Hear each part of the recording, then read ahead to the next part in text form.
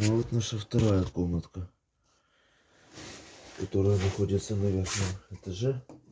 С таким вот камином она. Сейчас попробуем его распылить. Если я дойду тут нет, нет, да. Проблема с огнем. Сейчас посмотрим, может у меня на языке найдется огонь. Да, найдется. У меня тут коробочка спичек лежит. Всегда припрятанная. Разожжем побыстренько каминчик. И тут станет сразу уютно.